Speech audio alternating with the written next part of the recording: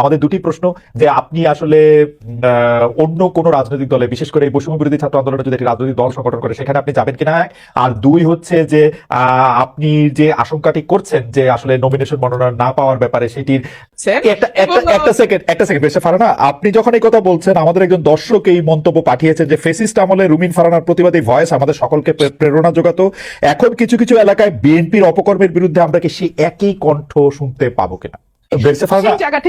একটু ইন্টারেক্ট করি, আপনি যেই অবস্থাটা বর্ণনা দিলেন, আপনার মনে কি এই সংখ্যাটা রয়ে গেছে, যেহেতু আপনি শুরু করেছিলেন যে এক পাল মানুষ থেকে আরেক পাল মানুষ, আপনার মধ্যে কি এই সংখ্যা রয়ে গেছে যে বিএনপি আসলেও তাদের ইয়াটা একটা লম্বা হবে এবং প্রায় একই ধরনের জায়গা হবে, যেইটা একটু ইন্টারেক্ট করি, আপনি যেই অবস্থাটা বর্ণনা দিলেন, আপনার মনে কি এই সংখ্যাটা রয়ে গেছে, যেহেতু আপনি শুরু করেছিলেন যে এক পাল মানুষ থেকে আরেক পাল মানুষ, আপনার মধ্যে কি এই সংখ্যা রয়ে গেছে যে বিএনপি আসলেও তাদের ইয়াটা একটা লম্বা হবে এবং প্রায় একই ধরনের জায়গা হবে, যেইটা মানে যেই আশঙ্কা মান্না ভাইয়েরও আছে সেই আশঙ্কা কি আপনারও আছে যদি আসলে এই গুণগত পরিবর্তনটা না হয়?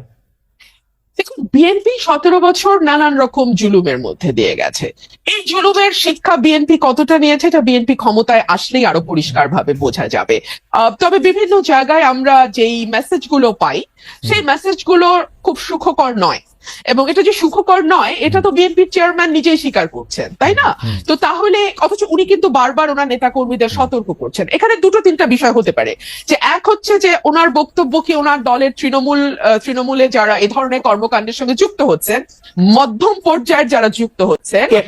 একটা সেকেন্ড বেশি ফারানা, আপনি যখন এই কথা বলছেন আমাদের একজন দর্শক এই মন্তব্য পাঠিয়েছেন যে ফেসিস্ট আমলে রুমিন ফারানার প্রতিবাদী ভয়েস আমাদের সকলকে প্রেরণা যোগাতো, এখন কিছু কিছু এলাকায় বিএনপির অপকর্মের বিরুদ্ধে আমরা কি সেই একই কণ্ঠ শুনতে পাবো কিনা? ইন্টারেস্টিং, আমি ঠিক এই কথাটাই বলছিলাম, তাই না? হ্যাঁ, তো এই ওনার এই কথাটা কি lower level, lower tier, mid tier and high tier খুব বেশি গুরুত্ব দিচ্ছে না? গুরুত্ব না দিলে কেন দিচ্ছে না? কারণ তারা কি মনে করছে যে কোনো ব্যবস্থা নেওয়া হবে না? কিন্তু আমরা তো বেশ কয়েকটি জায়গায় ব্যবস্থা নিতেও দেখলাম, তাই না?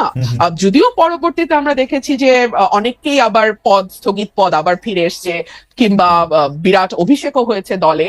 তো এগুলো কি আসলে একটা বার্তা পৌঁছায় যে আসলে খুব বেশি কিছু হবে না, এই প্রথম একটু একটু ব্যবস্থা হবে, পরে আবার যেই থোর বড়ি খাড়া বলি থোর।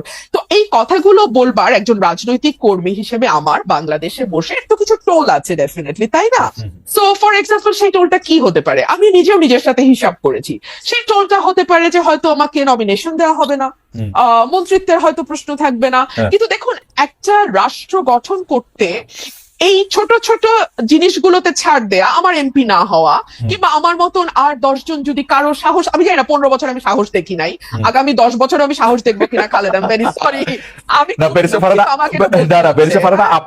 আপনাকে একটু থামাই এই পর্যায়ে, আমি শুধু প্রশ্নটা করে রাখি, সেটা হচ্ছে যে আপনি একাদশ জাতীয় সংসদে অন্যতম বিরোধী কণ্ঠস্বর ছিলেন, সংসদের মধ্যে সংসদের বাইরে, কিন্তু যারাই বিগত 3 সংসদ নির্বাচন অংশ নিয়েছেন, সংসদে গিয়েছিলেন, তাদের ভালোভাবে দেখছে না বৈষম্য বিরোধী ছাত্র আন্দোলনের নেতারা বিগত 3টি নির্বাচনের সমালোচনা করলে একে সংসদে থাকা ঠিক হচ্ছে কিনা সেটি প্রশ্ন করছে।